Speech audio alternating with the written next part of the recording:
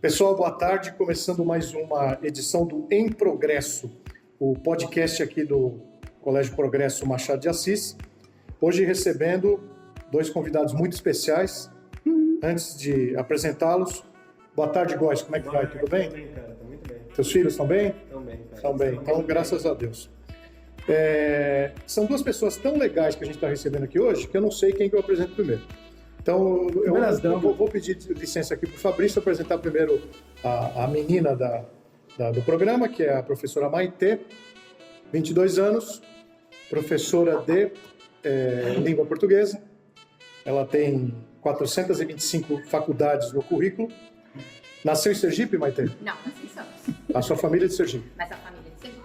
E você já foi para lá muitas vezes? 7. 7 vezes. Terra de Lampião. Né? Essa mulher Maria Bonita. Maria Bonita. Essa Maitê é perigosa. Né? Até dizem por aí que ela é agressiva às vezes. De vez em quando. E ao lado da Maitê, a vítima dos maus tratos e da ira da Maitê, o Fabrício Buradi, professor de biologia. É um prazer receber você aqui, Fabrício. Que é isso. Estamos aqui para conhecer um pouco melhor a vida da Maitê, a vida do Fabrício. Maitê, por que você virou professora? História. Você dá aula há quantos anos? Mais de 2 anos ou menos de 2 anos? Mais de 2 anos. Bota já mais de uma década. Na verdade, não tinha intenção de dar aula, por mais que eu tenha feito uma carreira de estudos na área de educação, né? Primeiro eu fiz magistério, ensino de educação infantil fundamental 1 e depois letras, né? Que é a minha primeira formação aí de graduação. Mas eu saí, não quis, quando eu fiz o estágio, né? Um pouco de decepção, talvez, com a profissão, e optei por fazer relações públicas, né? Na área de comunicação social. Atuei na área de comunicação, mas tinha um desejo latente de atuar na universidade.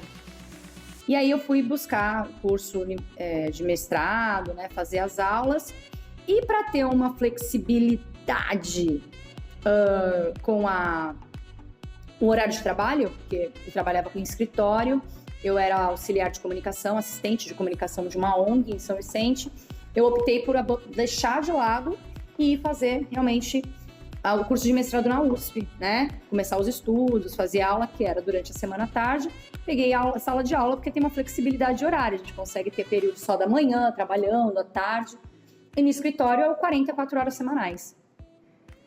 E aí foi aí que eu entrei na sala de aula, com educação infantil, aula de inglês, para os piquititicos, em 2011, 2012. E aí, desde então, tô aqui na sala de aula. Sim, cara. Eu acho que sim. Mas não muito, hein? Não muito. E aí, tô em sala de aula, né? Depois fui pra língua portuguesa, Fundamental 2, ensino médio, cursinho, e hoje estou com o ensino médio em literatura e redação, que literatura, por sinal, é a minha especialização. É o que você mais gosta? É o que eu mais gosto, foi exatamente... Fiz letras exatamente por causa dos livros, né? Não por causa das letras exatamente, mas do que as letras formam, que são palavras, textos, né? E narrativas. E você, Fabrício? O que aconteceu? Por que você caiu na sala de aula? É uma história engraçada, porque eu nunca quis dar aula. Eu sempre procurava os professores, né? Quando a gente estava na época de ensino médio e procurando o que fazer e tal. Eu sempre gostei de biologia. E aí, quando eu externava essa ideia de fazer biologia, todo mundo falava, você vai dar aula? E eu falava, não quero, pelo amor de Deus, minha área é pesquisa e tal. E quando eu me formei, eu fui fazer a pós-graduação, né? Depois, a ideia de começar um mestrado no Instituto Butantan. E porque a minha ideia sempre foi trabalhar com pesquisa. Assim, dentro do laboratório eu me realizava. E a gente tinha aqueles problemas de bolsa, e nunca tinha bolsa, e você escreve para, né, FAPESP, CNPq e tal, e demora. E eu já tinha um gasto, porque eu tinha que subir e descer todo dia, eu subia e descia todo dia, e a coisa estava ficando complicada até que surgiu uma vaga, na verdade surgiu um concurso interno para você ser monitor do Museu de Microbiologia. Na época eles tinham 2 museus, que era Fica no Butantã? Fica dentro do Butantã, que era o biológico, que é o das serpentes e tal, e tinha um museu, um museu mais histórico, que falava da história do Vital Brasil, da época das vacinas e tal. E eles tinham acabado de inaugurar um que era de microbiologia. E a ideia desse museu era mostrar algo mais prático para os alunos. Então tinha os microscópios que a gente tinha que estar manuseando, trocando lâminas e tal. Então eles fizeram um concurso para você ser monitor. E eu me inscrevi e passei. Então eu tinha 2 tardes que eu tinha que trabalhar no Butantã, no museu, e um final de semana, um sábado por mês. Aí tinha uma escalinha que a gente tinha que cumprir. E esse museu era um museu monitorado, não era um museu de as pessoas entrarem, você tinha que fazer a monitoria. E aí foi nessa hora que eu percebi que a molecada entrava, aquela zona, e eu conseguia, de certa forma, organizar, explicar tudo que a gente precisava explicar, e aí foi quando me deu um insight. Falei, pô, realmente eles estão entendendo o que eu estou falando, né? E aí, por causa da necessidade de trabalhar, a aula é uma coisa que sempre teve por perto, e aí eu ingressei. Mas não parei mais. Interessante o que vocês dois falaram, que assim, o aluno fica muito preocupado com o futuro. Então o cara fala assim, porque eu vou fazer isso, vou fazer aquilo, mas a vida ela vai encaminhando a gente, né? Então eu também não escolhi ser professor de início, né? Mas parecido com vocês dois, comecei a dar aula e vi que eu gostava e que eu sabia fazer, né? Então isso acontece com todo mundo. Então aquela preocupação, né? A gente sempre fala, porque no terceiro ano eu vou escolher o que eu vou fazer. Não vai escolher nada. A vida escolhe. A vida vai escolher. Vai ter uma ideia, mas talvez uma área você escolha, claro. Mas... E depois você ficou muito tempo no Butantã? Eu fiquei 2 anos no Butantã. Só que aí, assim, mesmo com o museu me dava, vamos pôr no número atual, eu devia ganhar uns R$400. E era o que eu gastava de fretado. Você continuou subindo e descendo? Continuei subindo e descendo. A única coisa é que a minha orientadora me liberou 2 tardes para eu trabalhar no museu. Então eu chegava às 7 horas da manhã, trabalhava o dia inteiro, almoçava, tirava o avental e punha o coletinho e ia para o museu. Então foi a única coisa que ela fez. Ela conseguiu me liberar 2 tardes. Mas mesmo assim, aí eu precisava ganhar dinheiro de alguma forma, e foi quando eu comecei a... Mas você ficou muito tempo lá na Letras, no mestrado? Na verdade, eu não acabei desistindo realmente do mestrado, do ensino superior. Mas eu fiz vários cursos de especialização, né? Então eu fiz a especialização, aí a Lato Sensu depois na Mackenzie. Lá na USP eu fiz vários cursos, inclusive de sábado. Isso na área de letras, na FEFELET. Não, mas na área de... Estudos literários literatura, mesmo. Né? Exatamente. Principalmente literatura comparada e africana. Tá. Porque minha área de estudo sempre foi a literatura, mas em especial a literatura africana, né? Que é Angola, Moçambique, Cabo Verde, como as nossas influências da literatura brasileira ecoam lá exatamente em África. Então eu fui estudar no departamento de literatura comparada, que engloba história, antropologia, geografia, filosofia e sociologia, voltadas aí exatamente para a literatura africana, voltada para o negro, né? Para a história do negro, para a literatura, principalmente nas literaturas do final do século XIX e do século XX. Os dois aqui são intelectuais, né? Eu acho que é uma característica do professor, né? Buscar sempre algo mais, né? Um conhecimento adicional, né? A gente é meio inquieto, né? Certeza. E tem que ser, né? Intelectual, acho uma palavra forte. Pesada, acho que a Maite cabe melhor. Eu sou, sei lá, acho que mais curioso. Não, mas o curioso é um intelectual, né? O curioso é um cara que a gente fez um passeio recentemente, a gente desceu a Serra do Mar, e aí você estava lá escrevendo as plantas. Poxa, cara, isso eu acho que é a realização, né? Então eu sou mais dessa área prática, assim. Uma das coisas que me incomodam em sala de aula, podemos dizer, é só a teoria. Ficar só na teoria me dá gastura, digamos assim. É que é muito distante, né, Góes? É muito distante do aluno aquilo que você está falando, né? O que às vezes é óbvio para você, né, para Maitê, que já viram aquilo lá na prática, né? E quando a gente mostra aquilo que a gente estava falando, acho que o ensino materializa, né? Fica mais prático, mais fácil de entender. Você ia falar, desculpa, eu cortei você. Não, nessa parte do intelectual, né, que o Fabrício falou da materialização, a minha área já é mais difícil realmente de materializar. Precisaria ser o texto. Não sei, porque cargas d'água, tá aí uma área que, assim, eu fugi bastante, mas dizem que o aluno, vira e mexe, diz que funciona, que é a redação. A redação é exatamente a materialização, então eu consigo, né, em sala de aula, e hoje com o 3º ano, dou aula de literatura e de redação, principalmente pré-vestibular, materializar isso exatamente na redação, com exemplos, com filmes. E a parte mais material da literatura já começou na faculdade, que foi com a adaptação literária para o cinema. Foi exatamente a minha área de pesquisa. Eu fiz adaptação literária para o cinema. E aí você vê o livro que o aluno não curte ler, você conseguir, né, mostrar para ele num filme a fidelidade, a não fidelidade, e a partir daí você conseguir fazer com que ele leia e use isso na redação como repertório, entenda na sociedade, é a materialização, né? Eu acho que... O que eu fico impressionado quando a gente pega essas notas de redação do Enem, né, dos alunos que a gente acompanha, é o quanto, né, o trabalho dos professores de redação é fundamental, tem resultado, né? Porque a gente pega lá pessoas que escreviam, não eram pessoas de boa, não tão bem, agora gente que tem 960, 940, né? É uma técnica, não é? Literalmente técnica. E assim, é escrever e reescrever. O trabalho de escrita e reescrita o tempo todo, né? Apontar exatamente quais foram os desvios, a gente chama de desvios, né? A gente tenta não chamar de erros, né? Mas de vez em quando a palavra erro sai, os desvios do aluno e mostrar os melhores caminhos, né?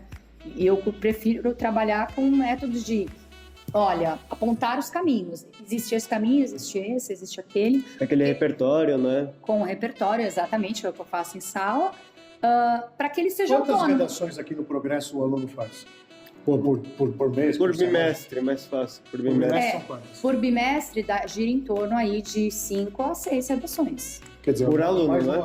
Por aluno. Uma por semana, quase.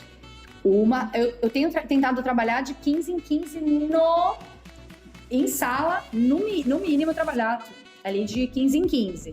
Só que eles têm as redações extras, então tem no simulado que eles fazem de sábado, modelo Enem, aí eles têm o Evored, exatamente, tem a prova bimestral, alguma atividade em sala extra. Você sabe que o Fabrício ele me falou antes, falou assim, ó, pode dizer para a Maitê no ar, né, que eu me comprometo a ajudar na correção. Nossa! Porque deve ser um trabalho muito bacana. Né? Me inclua fora dessa.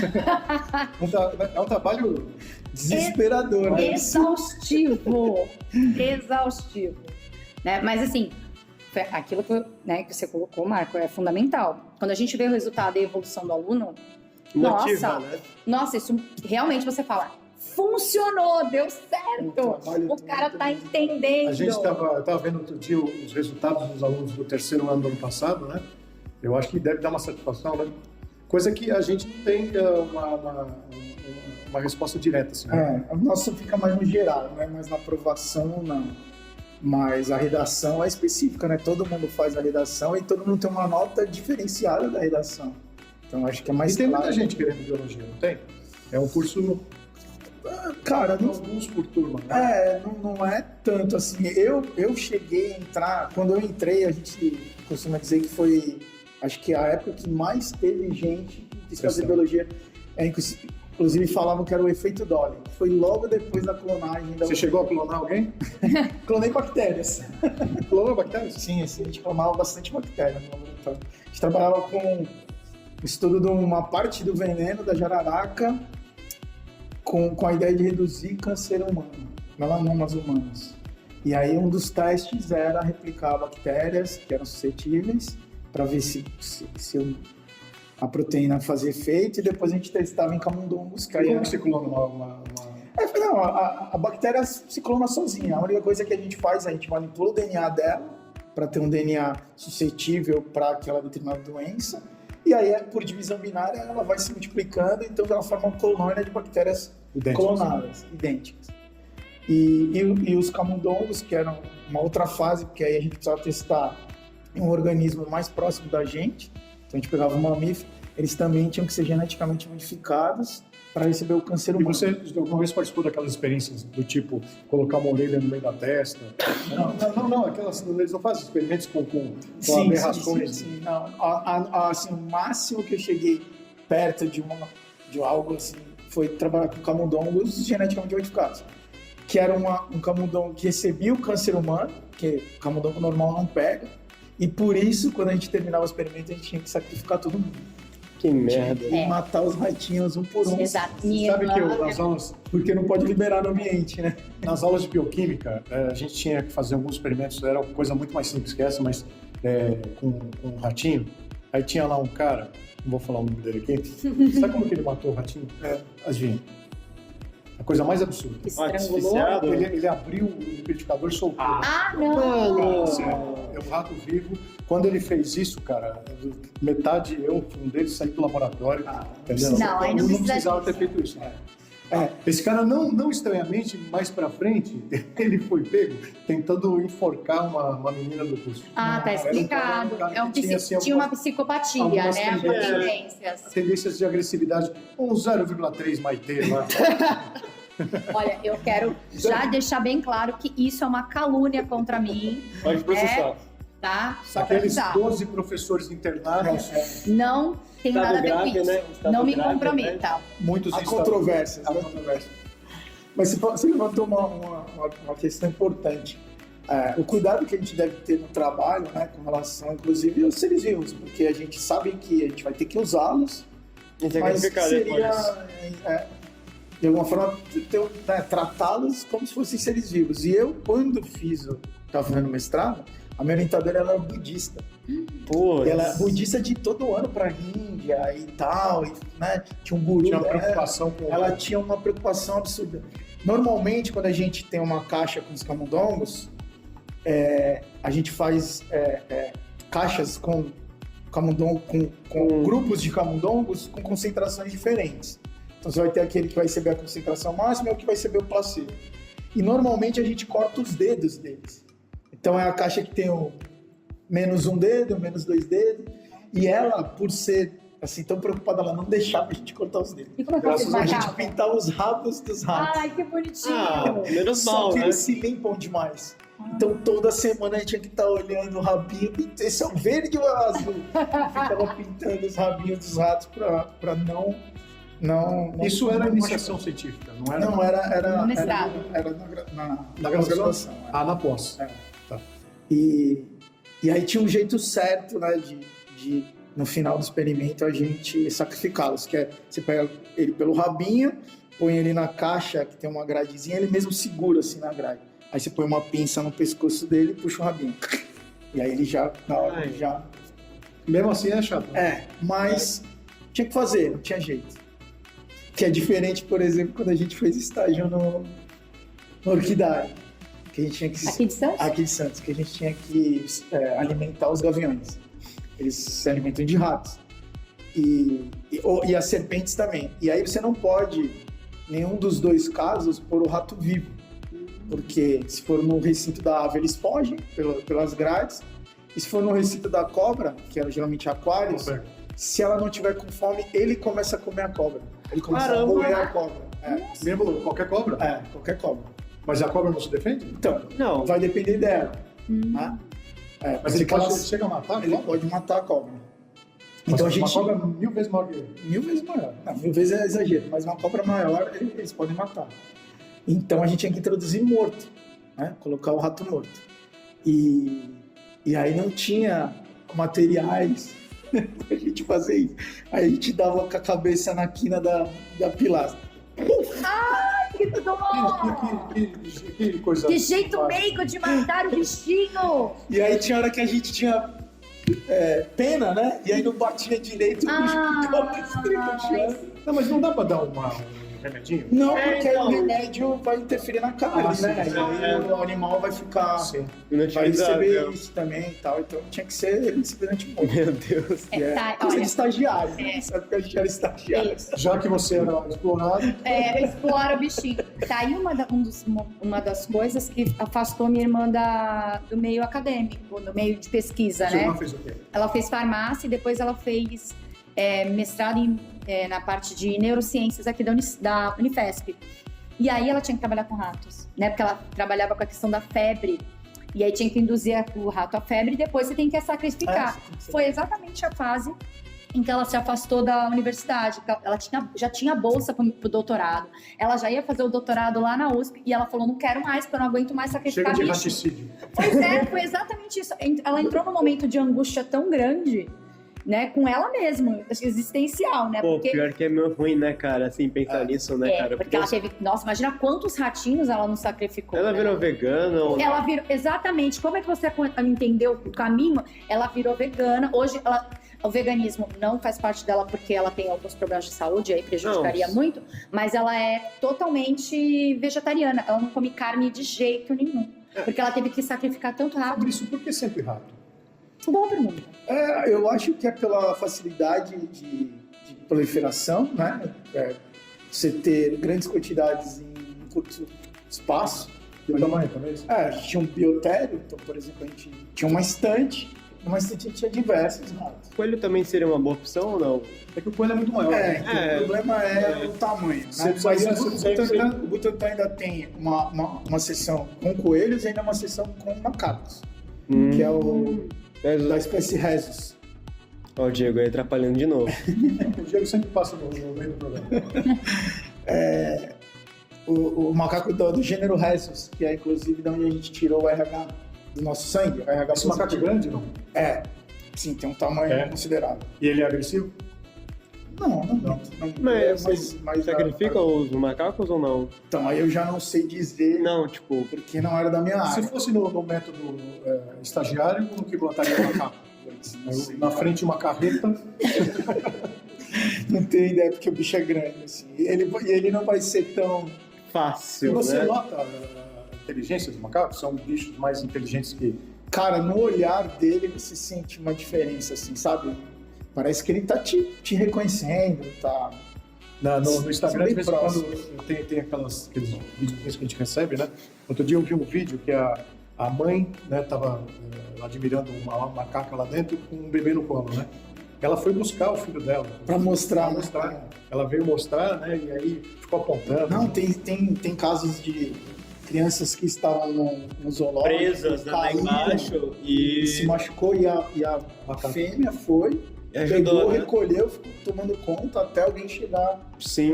Inclusive tem uma coisa meio triste, né? Harambe, né? Infelizmente aconteceu, né? Algo assim, né? Harambe, né? Aquela gorila, né? Que aconteceu uma coisa assim ou não? Ela pegou um bebê? Não, ela pegou uma criança, acabaram por erro, mataram ela, algo assim.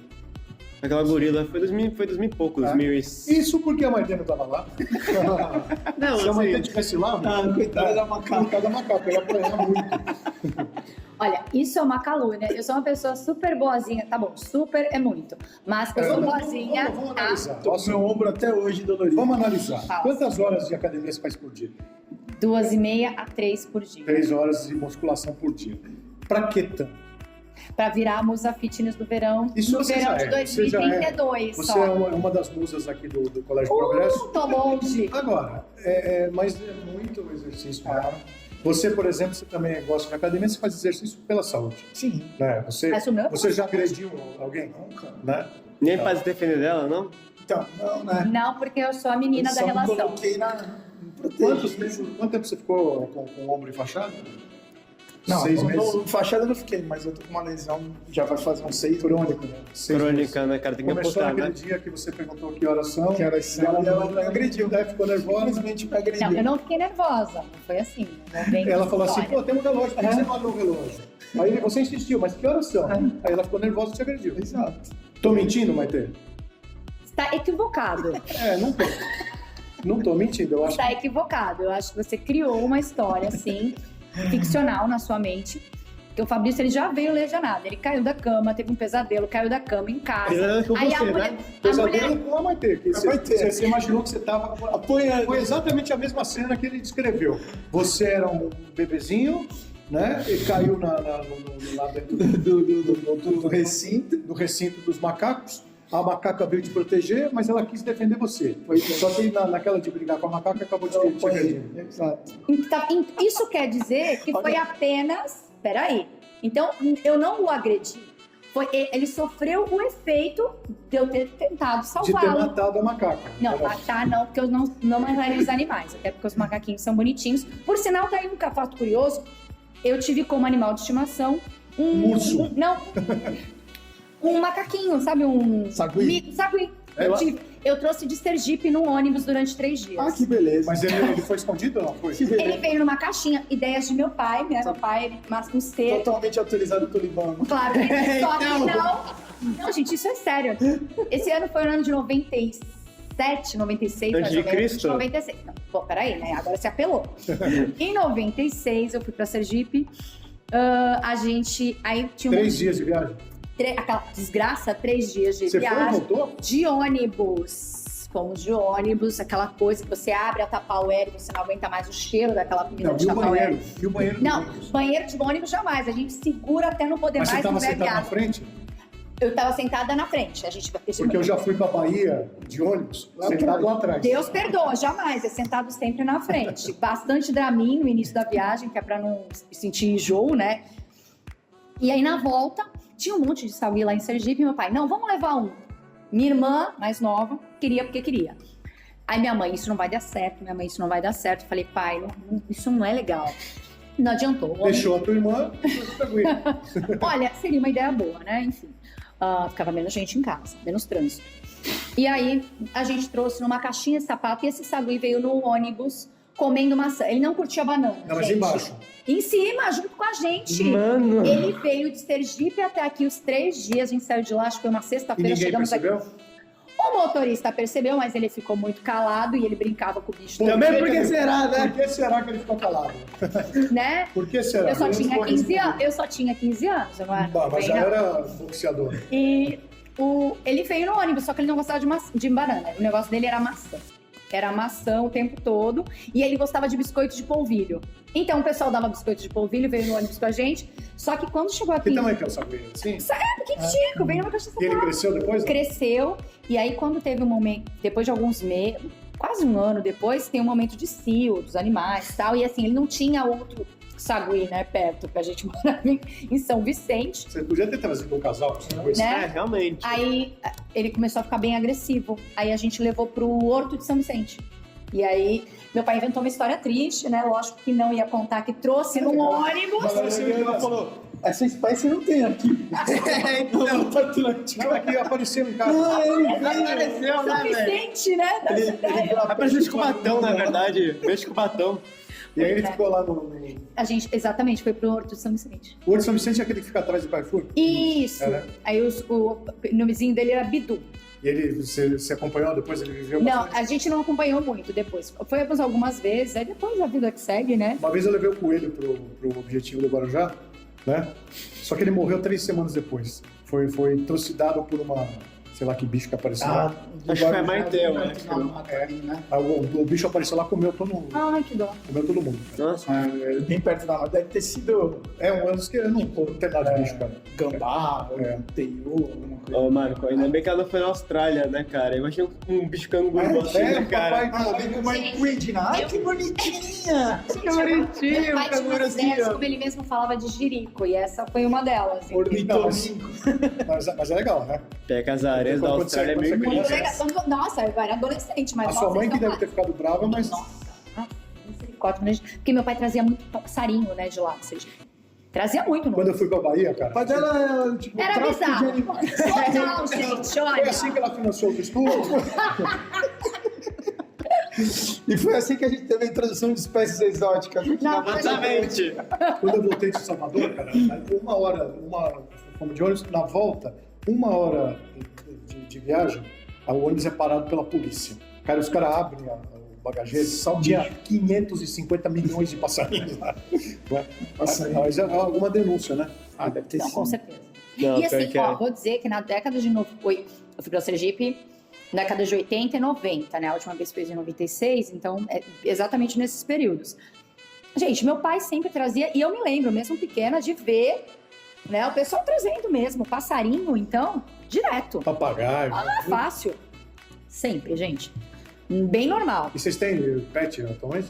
A gente, na pandemia, por causa das crianças, a gente pegou uma vira-lata, um cachorrinho. E que é um salvo, né? Pô, demais, cara. Assim, a gente não... Você mora em casa, Fabrício? Mora em apartamento. E aí, por causa disso, eu era meio...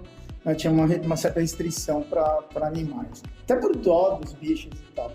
Mas na pandemia, ficar com as crianças em casa e elas começaram a entrar naquele ciclo de ansiedade e tal.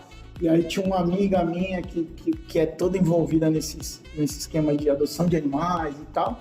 Me indicou a prima dela. Rottweiler. Não, peraí que não. Uma prima dela que que ela tem um sítio com um monte de cachorro que ela vai pegando na rua.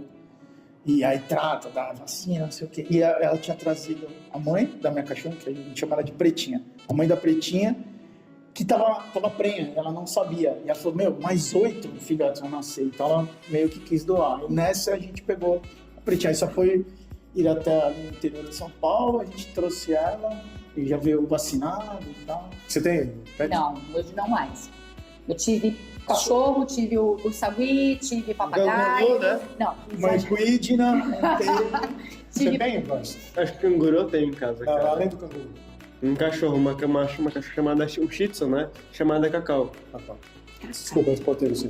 Tive peixe. Meu último animalzinho foi um peixe e o cachorro que era do meu Peixe pai, espada? né? Não, eu gostava de beta. Mas Né? beta é complicado porque eles se matam todo mundo, né? Só pode ficar Separar. sozinho. Ele tem que ficar. Eu tive cada um o seu aquáriozinho, E como que porque é a reprodução? Putz. do beta. Os caras se matam? Não, mas você põe eles pra cruzar e depois se tira. Aí se separa. Porque senão...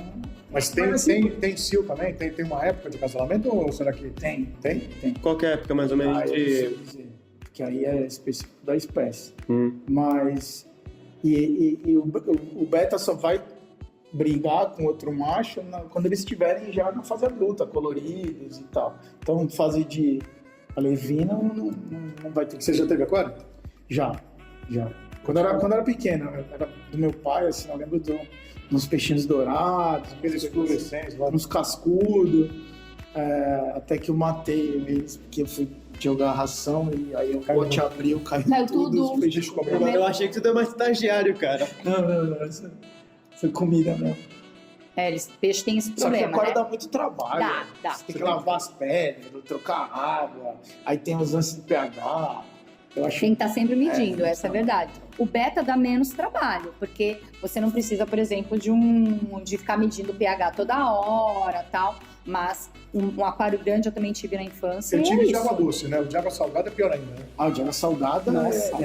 sim, surreal. Assim, é muito trabalho, porque aí você ainda fora toda a limpeza, você ainda tem que manter a salinidade, e assim, os peixes são geralmente de água salgada, então você tem que ter um espaço maior, aí você vai querer, sei lá, ter um tubarão, um cação. Eu tive uma tartaruga, cara, que quando ela chegou, ela era pequenininha. Só que ela foi crescendo, cara. Você tinha que comprar um aquário cada vez maior, né? Esse é um dos erros de E comprar hoje é da aula de física, né, cara? Tartaruga. Luiz Fernando. tartaruga não, é jabuti, né? Jabuti, cara. E aqueles, a gente chama de orelha vermelha, que tem uma manchinha aqui. Aí você sempre pega desse tamanho. Quando vê, Aí é um dos maiores depósitos de tartaruga que dá, né? Todo mundo vai lá e Joga. E elas vivem lá, sobrevivem. Aprenderam com Pô, você, uma né, dica, cara? porque eu o que fazer com a não façam tartaruga? isso, coitado. O porque que quando fazer com a eu fui comprando um tartaruga? aquário cada vez maior, né? Chegou uma hora Direto. que eu falei, chega. Eu conversei com ela, falei, ó, tá aqui o teu vale alimentação. Se vira, Toma. a maioridade. Porque vai alimentação contigo, cara. Você dando alimentação pra os caras. Dando bastante comidando. E ó, vocês sempre participam desses passeios que a escola promove, né? Então, eu tava falando que o Fabrício foi lá na Serra do Mar, que é um puta passeio legal. Nossa, foi demais. O Fabrício acabou regando, não sei se vocês ficaram sabendo, ele no meio da descida, Ele pegou uma carona lá. Eu. Ele falou, tô cansado, né? Eu desci a serra fazendo a fundo, meu. No outro dia ele olha e fala, estou todo dolorido, porque fui dar uma de macho alfa, né? Vim fazendo a fundo para zoar dos alunos e aí ficou... Mas eu não desci de carro. Ó, nós nem sei quem foi. Nós que fizemos esse trajeto aqui inteiro, cansa muito aquele negócio. Cansa muito. Porque não tem refresco, é descida o tempo inteiro, né? E não... Foi o quê? Você foi de bus, passou rolando assim. Pra mim seria mais fácil. Meu Deus. De tempo, foi quanto? Cara, deu umas 4 horas, né? Caramba. É uma caminhada longa. Não, e assim, ó, eu 8 quilômetros. Eu vou confessar, só pra... Eu peguei carona no meio do negócio. Meu, mas é que você não para de descer. Porque não tem não tem uma parte nivelada, né? Só pra você dar uma relaxada. Né? E aí a perna... E é aquela hora que, assim, nem sempre descer todo santo ajuda. Não, porque é difícil descer. Você vai descendo freando, né? Então você vai... Tem que segurar a posterior. E aí, faz umas 2 semanas, a gente entrevistou o Sem Noção do Jones. Falta de respeito. Ele sobe correndo. Ele sobe correndo. Mas ele é... O Jones é atleta, gente. Pô, gente. Antes de dar Jones aula... é atleta profissional e professor amador. Não, é triatleta, mano. Isso. Triatleta, né? É diferente. Ele correu agora, o Brasil. Domingo. E ganhou na categoria dele. Não sabia. Mas ele foi em primeiro, né? Quero ouvir, cara. O cara é fenômeno. Não, ele é realmente... Dá pra entender por que ele tem tantas marmitas, né? Ao longo do dia. Uma vez eu vi o Phelps, ele tem quando ele competia, ele tinha uma dieta de 7.000 calorias por dia. Mas correndo desse jeito... O Jones também, ele come macarrão no intervalo. Né? E magro daquele jeito. Gordura no corpo, vai procurar ali, biopedância, não acha. Não tem gordura no corpo. Eu acho que tem corpo na gordura. Né? Exato. Mas ele é atleta de verdade, então ele vai subir correndo e descer correndo. Nós, pobres mortais... Se eu não me engano, não sei se ele quer fazer ou já fez de bicicleta. Ô, Fabrício, Fabrício, é só pedir pro Jones se carregar no colo, né, cara? Assim, né? Passar do mar, pô. Facinho, né? Facinho, né, pra ele, eu acho. Mas ó, quem nunca fez esse passeio? É muito bonito, né? Não, eu tenho a pretensão. Esse é um passeio que você só tem que combinar, você não precisa disso, mas você combina com o cara do carro, pra ele passar no meio do... Meu, pior que eu cheguei pra Ana Lúcia e falei assim, eu tô cansado, puta, passou na hora o carro. Aí eu fui te ensinar, eu falei assim, eu tô passando mal, deu uma exagerada, e aí desci de carro. Aí fiquei lá embaixo. Ainda bem que tá gravado. Mas isso aqui vai ser editado. Né? Vai ser editado. Vai falar que foi você, né, Fabrício? Ele sempre fala que foi você. Ô, Maite, você também, vira e mexe, tá passeando com o pessoal. Qual foi o último aí? O último a gente foi pro Museu do Ipiranga, né? Na quinta-feira passada, o pessoal dos segundos anos, em especial, e tinham alguns alunos do terceiro ano. E depois nós fomos à exposição do Tutankhamon. É raro ele estar em São Paulo, né? Foi calor, eles estavam em São Paulo. Eles ficaram em comboio, né? Fiquei sabendo, né? Eles ficaram em comboio. E eu até falei com ela que queria, ela falou, já foi. Não, por sinal, vou te trazer uma nova informação. Foi prorrogada até 19 de maio a exposição do Tutankhamon. Eles chegaram a conversar com ele, não? Eu tinha que ter um tradutor, e nesse dia o tradutor não estava lá. Mas tem um tradutor. Né, é que ele não sabe usar Google. O cara é meio antigo. Exato, é um pouquinho antigo. Mas a exposição foi as duas, né? Essa é bem interativa, né? Essa eles chamam de exposição imersiva, né? Então você realmente parece que você está saindo, a princípio parece que você está junto com os cientistas, que eles usam imagens da época, né? Em vídeos que tem de registro, que foi em 1922 que foi descoberta a tumba toda essa tumba de Tutankhamon, né, onde estavam todos os pertences e que foi, lógico, saqueada num determinado momento. Tem corintiano no Egito, mano? Então... Eu diria que o povo que descobriu, né, que aí vai aquele bando de gente lá investigar e alguns acabam, né, passando a mão aquele ourinho. Uma moedinha de lá, uma moedinha de cá. E aí é muito interessante porque parece mesmo que a gente está entrando a princípio dentro da tumba, junto com os cientistas, e depois... Você fica assustado? Fica. E aí a sala parece que ela tá girando, porque ela começa... É lógico, é vídeo, virtual, né? Você parece que tá se movimentando, é muito interessante. E aí você no momento você entra com eles, com os cientistas, e depois você sai como se fosse o Tutankhamon, né? Que ele voltasse à vida e viesse contar a sua experiência. É muito legal. Essa você falou que vai ter... 19 de maio, lá no Shopping Cidade de São Paulo, ali na Paulista. Na Paulista, exatamente. Ah, na Paulista. Dá uma olhadinha, vai até 19 de maio. Olha, fantástico. Muito bom mesmo. Aí tem um momento de óculos, de realidade virtual, que você vai visitando, vai se movimentando, encontrando as coisas. A proposta é que você encontre realmente os detalhes. Parece que a areia está te sufocando. Muito interessante, gente. Bem legal. E do Museu do Ipiranga, como que é? O Museu do Ipiranga é realmente a história de São Paulo, né? E principalmente tem algumas exposições lá bem interessantes. Uma delas, que é uma das principais, está monitorada, inclusive, só dá uma olhada em horários, você conhecer a cidade de São Paulo. Eu achei interessante que você vê a questão dos rios, como é que eram os rios, como é que foi a construção, como é que as igrejas se comunicavam, porque quando São Paulo, o primeiro momento, como é que as pessoas andavam e transitavam por rios, né? Exatamente, mostrando... navegáveis, né? Exatamente, navegáveis, e como tudo isso vai sendo aterrado, né? E aí a gente entende todos os processos de enchente hoje que tem na cidade de São Paulo, assim como nós temos aqui.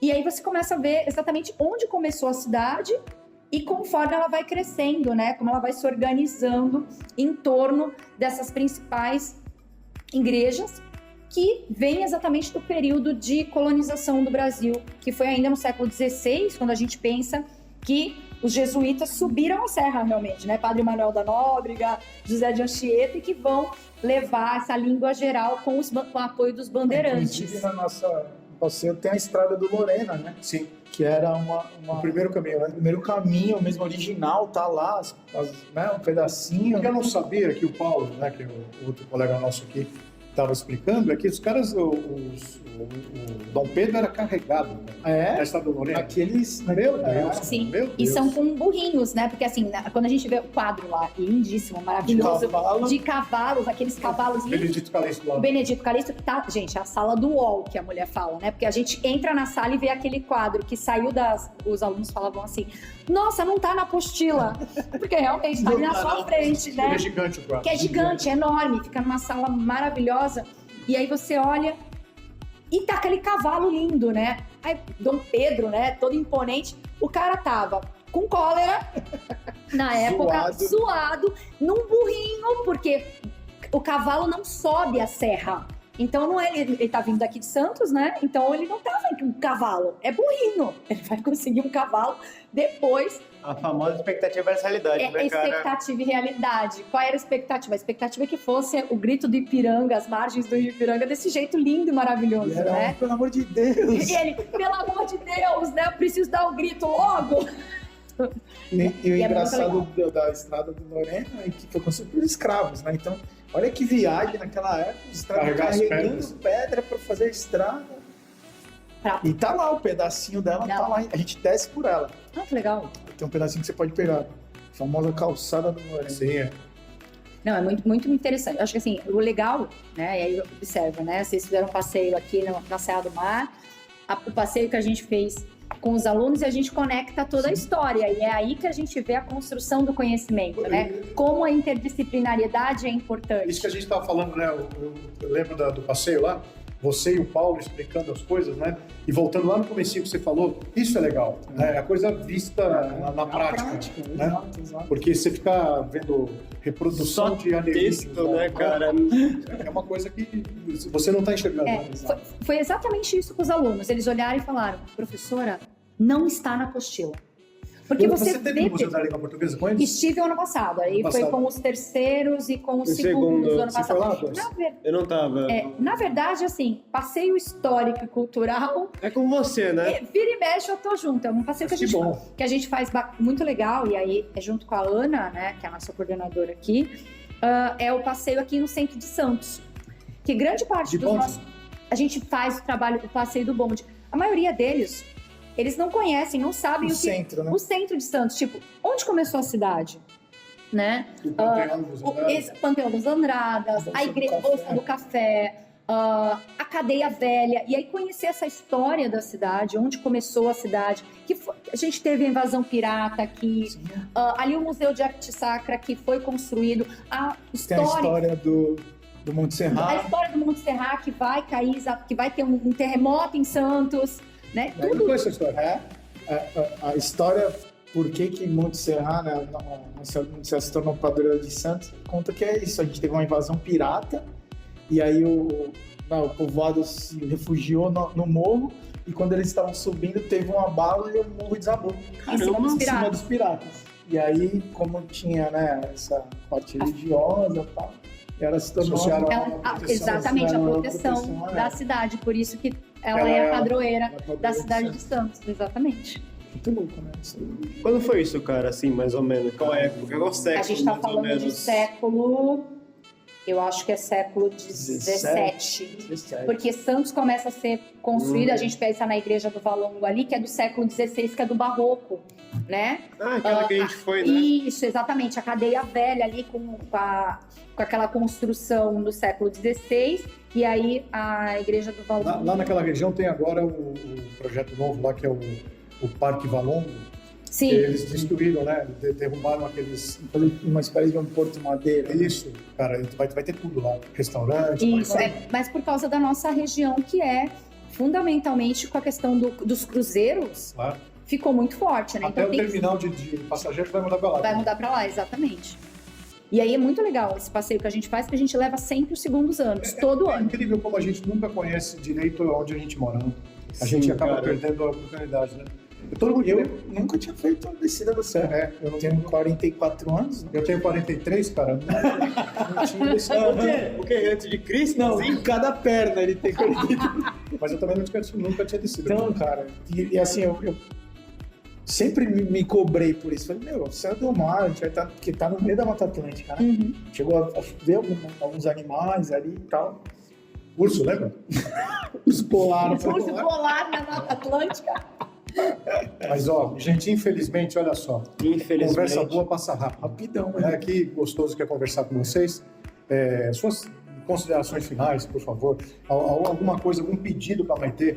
Eu só gostaria que eu não fosse agredida novamente, que a gente pudesse manter uma cordialidade. Eu peço em nome das pessoas aqui da comunidade do colégio, não processa a Maitê. Pode não ser? Processa, não, cara. Não vai processar. Ela é uma boa moça, ela às vezes perde a cabeça. Se ela me der uma garrafa de vinho, tá tudo certo. Vinho argentino, chileno. Olha só, acabou de assumir a culpa. Parece uma culpa. Tá falando sério, cara? Na verdade é o processo, né? Que eu não quero levar nas costas. É verdade. Cara, alguma coisa que você queira falar pros alunos? Nada, queria só agradecer vocês aí pelo convite e dizer que eu estou disposto. Você já sabe o endereço aqui. Aliás, tem uma ideia de fazer um programa de ciências. Pô, legal. Você é um cara ideal para fazer isso, porque você além de intelectual, você é cientista. Obrigado, Marcão. Maitê, alguma palavra, alguma coisa que você queira dizer para os alunos? Agradecer pela atenção nas aulas? O que você gostaria de... Bom, primeiro eu agradeço o convite, né? Góis, quase toda sexta-feira, né? Tá ali. Professora, a gente pode participar da rádio? Pode participar da rádio? Né? Aqui estou eu, agradeço demais o convite, né? A oportunidade. Ainda por cima estar com o Fabrício e estar aqui, né? Assim, fazendo quase numa conciliação, né? Acho que agora levanta-se uma bandeira de paz, uma trégua. Só deixar bem claro que essa história toda foi criada pelo Marco F. Só porque eu comecei, gente, a fazer body combat e chegar um pouco empolgada na escola na sexta-feira. E esmurrar o amiguinho. Né? Eu não esmurrei ninguém, eu esmurrava o ar, tá? Quem nunca bateu no coleguinha de biologia? Pois exatamente. E aí, acho que deixar aí a disponibilidade, né, de poder conversar, de poder atuar, agradecer aos alunos pelas participações nos eventos e, né, que tenham mais programas aí, toquem a vida. Tem certeza? Alguma palavra algumas considerações finais? Uma coisa que eu achei interessante que tu falou, né, do Egito, essas coisas da tumba, né, eu achei bem interessante, cara. Mas assim, eu acho que se o Luiz Fernando participar daquele negócio, assim, cara, eu acho que ele vai falar assim, caramba, cara, que infância incrível que eu tive. Talvez, cara. Mas, agora falando assim, a gente tem recebido tanta gente legal aqui. Vocês dois são dois amigos queridos aqui, ó. Você pode vir a hora que quiser. A gente se grava sempre no mesmo horário, no mesmo dia. É só aparecer aqui e falar, quero conversar, quero falar. Os microfones aqui da Radioatividade estão abertos. Góes, qual que é o endereço da nossa rádio? Então, tá ali do lado, aí, cara. Inclusive tá aqui, ó. progressomachado.webradiosite.com. Quem quiser ouvir a programação, né, a programação com músicas até o momento. Por enquanto, e depois a gente vai inserir esses podcasts. Na verdade, podcast do Fabrício aí sobre ciências. Podemos fazer um de cultura, né, literatura, que você é especialista. Na verdade, quando a gente começar a postar esses podcasts, vai estar tudo pronto, entre aspas, tá ligado? Sim. E quando a gente postar esse episódio, possivelmente vai estar tudo estruturado, entre aspas. Sim. As coisas. Estamos gravando aqui, mas sexta-feira tem uma reunião aqui com o pessoal da escola. Nós vamos esquematizar já para começar a publicar. E eu tenho certeza que essa conversa aqui vai fazer sucesso, porque vocês são pessoas muito simpáticas. Então é isso. Para o pessoal de casa, um abraço. Encerrando aqui mais um Em Progresso, que é o podcast aqui da nossa escola. Pronto.